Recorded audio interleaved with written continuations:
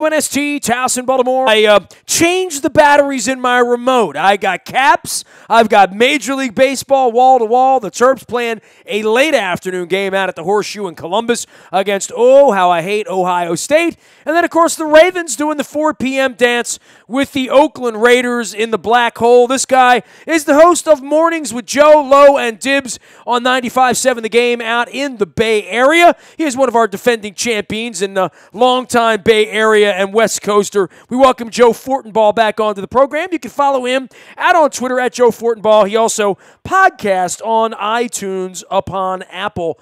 Joe, the Raiders, they were supposed to go like 14-2 and just coast along and host the championship game, and then they had to start playing and the quarterback's hurt. It's we're feeling bad about our spot in the world right now, having gotten our asses kicked by the Steelers and the Jaguars, but the Raiders, they thought they were good this year, right?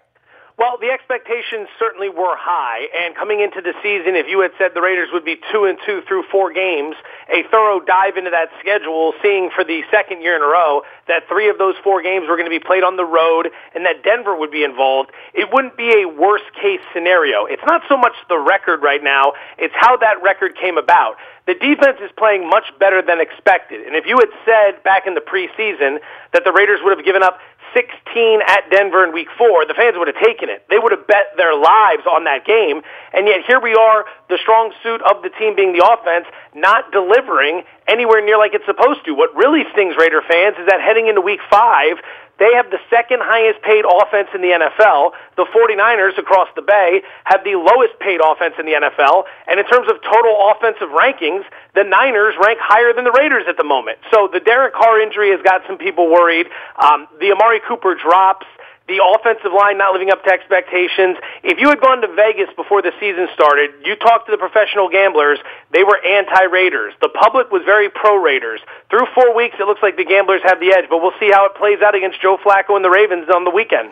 E.J. Manuel. I mean, there's nothing worse in the NFL lexicon other than take the knee, other than backup quarterback at this point, right? Backup quarterback means bad things. And I guess for the next month, and knowing that the Chargers are waiting, and then the Chiefs, and then they're doing this crazy Buffalo, Miami, Florida road trip, for Jack, this really takes on a whole new meaning with a backup quarterback to sort of bridge this thing in the notion that Derek Carr is going to be okay. And we all know how back and necks and all of that stuff go. We're still getting through that with Flacco around here. Well, the injury is diagnosed as 2 to 6 weeks. The good news is that back in 2014, both Cam Newton and Tony Romo battled the exact same injury Derek Carr's battling at the moment, and they only missed 1 game. So the hope is that he's back for the Chargers in Week 6. But as it pertains to E.J. Manuel, this is supposed to be an upgrade over the situation last year. At the end of the season, Derek Carr gets hurt. Connor Cook, the rookie from Michigan State, has to step in along with Matt McGloin. They go back and forth. Cook gets the playoff game against Houston.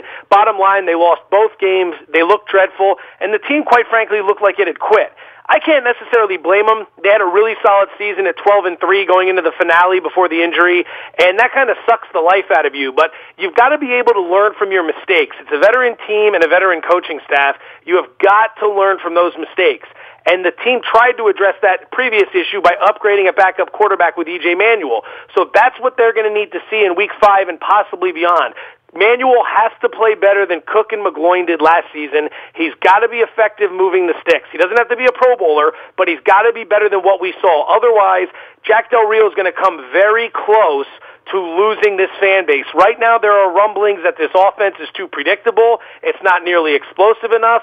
They're not sure if Jack is necessarily doing the best possible job with his coordinators. No one's panicking yet, but they have got to see an improvement upon last year's situation, which is exactly what they're facing right now. Starts with the O-line. I mean, we have an excuse built in here. Yonda's hurt, right? And we lost Herschel. We lost Alex Lewis. I mean, offensive line's been a mess here. Boy, they spent a lot of money there and a lot of, a lot of draft and a lot of everything in bringing in Penn and giving Assembly all the money. The O-line needs to be better than it's been. They do. They absolutely do. And you're right, this is the highest paid offensive line in football. These are supposed to be the road graders that laid it down for Marshawn Lynch to regain that beast mode look. I think a lot of us fell in love with the idea of Marshawn Lynch. We did recognize his age. We did recognize that his best seasons were behind him. But once the hype really got going, the fact that he's from Oakland, played at Cal, people were really excited, and I think maybe our expectations got a bit too large. But that's no excuse. I mean, they're not running the ball with any sort of consistency whatsoever. And because they're trying to force-feed Marshawn a little bit too much, Jalen Richard and DeAndre Washington, two quality second-year players at the running back position, aren't getting enough touches. They're not getting into a rhythm on offense. And you combine that with an offensive line that's struggling more than anyone would have thought, and you have problems scoring points, and it's been troubling so far. The hope is that they can find a way now coming home for just the second game at the Coliseum this season to get right against the Ravens. But again, as we've seen in the last couple of years, when these two get together, it tends to be a very competitive affair, and that's what everyone's expecting on Sunday. He is Joe Fortenbaugh. He does sports radio at 95.7 The Game out in the Bay Area. You can follow him at Joe Fortenbaugh. That's Fortenbaugh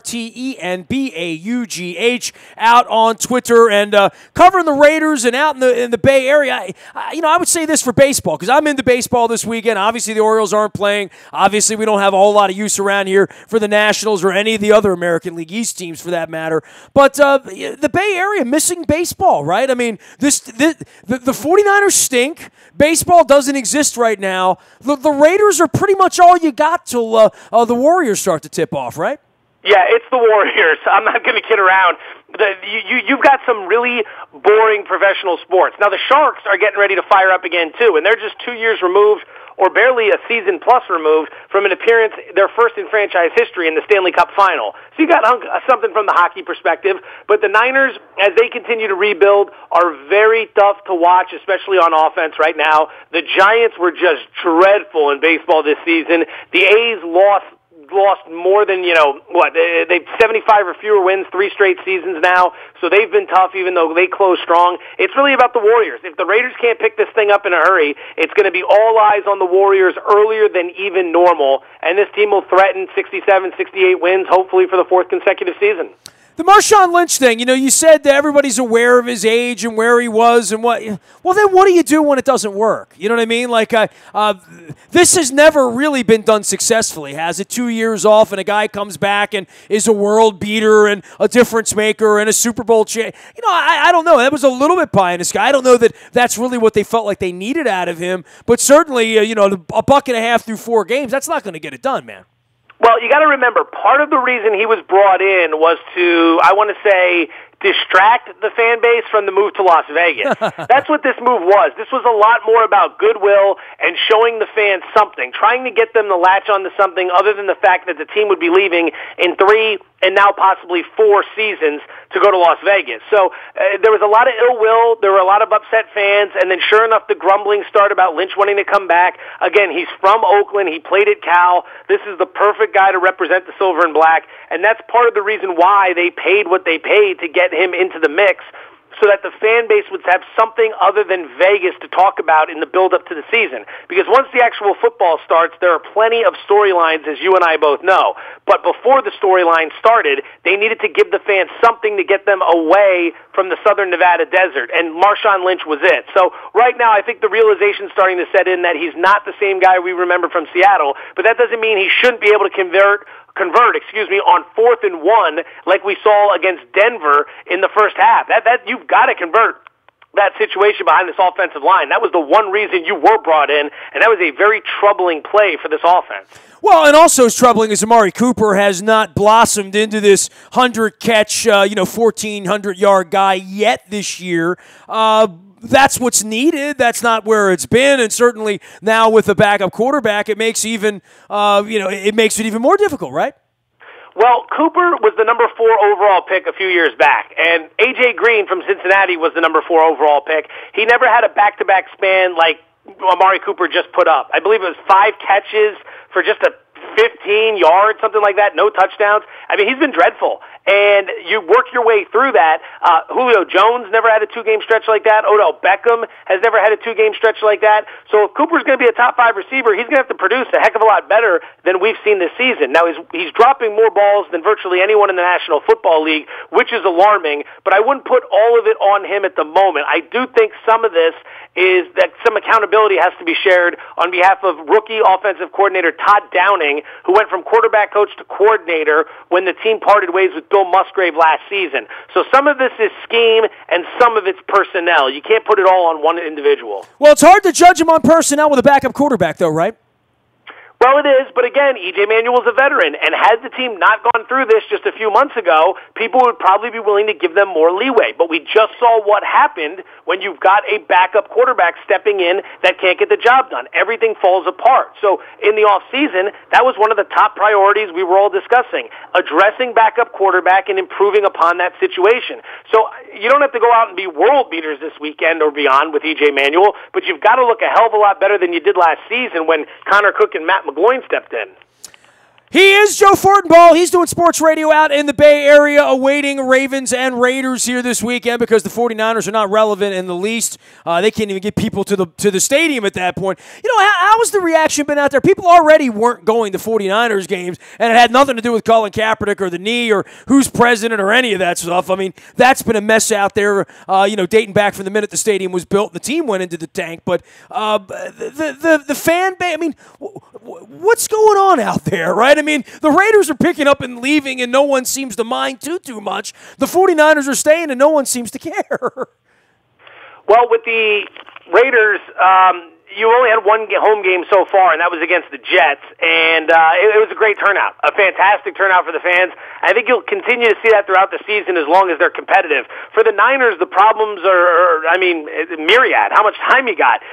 No one likes the new stadium being moved out of San Francisco and down to Santa Clara. That's problem number one. Problem number two, it's exceptionally hot. You're going to be sitting, half the stadium sits in the sun, in the blazing heat. Now, the next time the Niners play at home, it's going to be late October, so that shouldn't be as big of a problem. But again, for what it costs to park, for what it costs to go there, for what it costs to enjoy food, a beer, any sort of merchandise, and for the product you get back on the field, the fans have had enough. They feel as if they were bait and switched. They had Candlestick. They loved it. They had Jim Harbaugh. They loved him. Everything was going well. And then Jed York ruined it. And York, to his credit, is on his way towards resolving it with John Lynch and Kyle Shanahan now running the show. But it felt like a bait and switch getting moved to that stadium and then all of a sudden getting Jim Tom Sula followed by Chip Kelly. Those are just lost years in the eyes of Niners fans who paid quite a pretty penny for those PSLs, and now they're trying to get rid of them for pennies on the dollar. He is Joe Fortenbaugh speaking facts from the Bay Area. One fact for sure, Khalil Mack will be the best player on the field Sunday, right? He's going to be one of them. He's been the reigning defensive player of the year, has certainly been making a lot of noise this season. He is one of the only reasons they were in that game against Denver this past weekend. What the Raiders need to do is shore up the back end of the secondary a little bit. But again, this defense was supposed to be the big concern coming into the season, and they've turned out to be mildly surprising with the manner in which they've limited some of the opposing attacks. They haven't gone against any of the top-flight NFL offenses just yet, but this has been a pleasant surprise that it's the defense that isn't letting the team down week in, week out. All right, man, we're going to let you skate on. I know you got baseball to watch and football to see and people to talk to and morning shows to host and all that stuff. This is a fascinating game, dude. We stink right now, right? Like, the notion that this team's going to get on a plane and fly 6 hours away and beat a team on the road feels a little far-fetched, but, I like our chances better with E.J. Manuel than Derek Carr, right?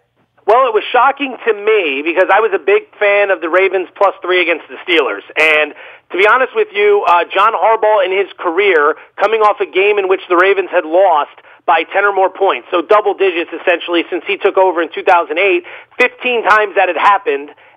Not in Week 17, obviously, because there were a couple double-digit losses in Week 17, but you couldn't bounce back the following week. So I wanted to see what happened when they had the opportunity to bounce back in the regular season. And of those 15, I believe Harbaugh was 13-2 straight up and 11-4 against the spread. I expected a much better performance against the Steelers last weekend. I mean, Joe Flacco, man, that's just ugly. Out of the 32 starters in the National Football League right now, the only one with a worse quarterback rating is Deshaun Kaiser in Cleveland, and that's a rookie. That's not a Super Bowl winner who's making $22+ million a year. Yeah, there's a real issue with Flacco and mobility right now, protection for him and him getting the ball out and whether he's right or not. To everyone's eyes here who've seen it, it doesn't look like the Joe Flacco we're used to. Let's just say that. It's a bit of a struggle, but maybe he gets right against this Raider defense on Sunday. It should be a very compelling game to tune into.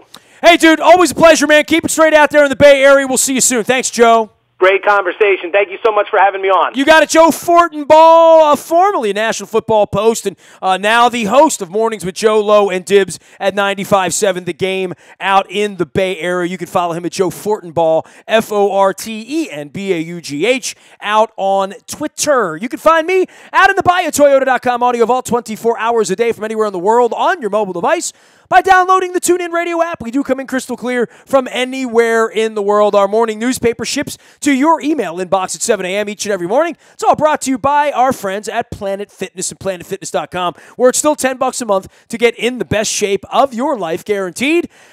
Breaking news, that happens first on the WNST text service. You want to subscribe to that at WNST.net. It's all brought to you by Coons Ford of Security Boulevard. Find out who's playing, who's not, scratches, all that good stuff coming your way on Sunday afternoon. And we never spam you. I mean, Dennis wouldn't put up with that, that's for sure. He won't be spamming you on Thursdays either, as Dennis Kolatzis hosts the SSV on WNST from 3 until 5 each Thursday here, getting you ready for the weekend out in the Bay Area. We got baseball, we got the Caps, we got the Terps playing. Lots of stuff happening around here. We'll be monitoring it all out on Facebook, Twitter, LinkedIn, Snapchat, Instagram, streaming live on our Facebook as well as our YouTube WNSTV channel. We are WNST.net AM 1570 and WNST Towson, Baltimore. And we never stop talking Baltimore sports.